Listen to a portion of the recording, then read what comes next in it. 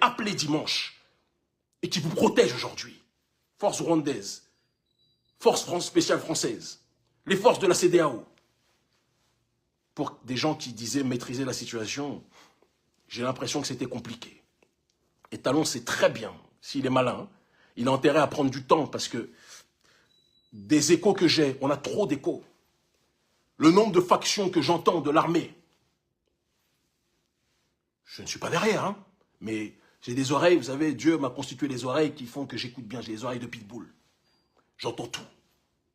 Je reçois toutes les informations. C'est ça quand on est suivi par des millions de gens.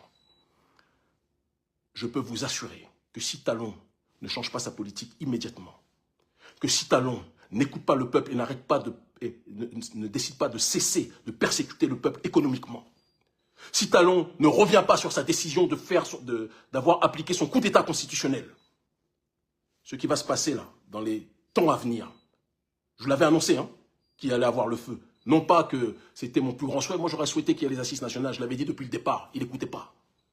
Maintenant vous allez prendre tout ce qu'on dit beaucoup plus au sérieux, vous autres du clan Talon là.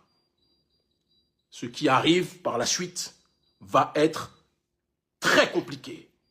Et aucune force étrangère occidentale ou leur caniche ne pourra protéger le président Patrice Talon s'il ne change pas sa façon de gouverner son peuple. On ne gouverne pas le peuple béninois en l'humiliant.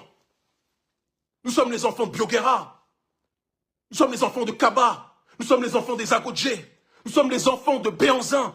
Vous ne pouvez pas manquer de respect et asphyxier le peuple béninois comme vous le faites. Ce n'est pas possible et quelqu'un doit vous le dire.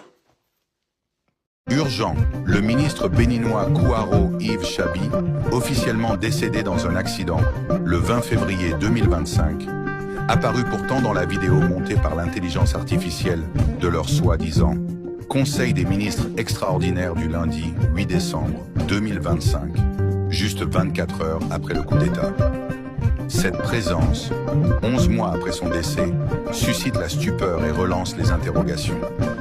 Nous invitons donc les Béninois à vérifier l'identité de l'homme filmé. S'agit-il réellement du défunt ministre? Si oui, la vidéo diffusée par la télévision nationale est fausse, mettant en doute la maîtrise de la situation par les autorités.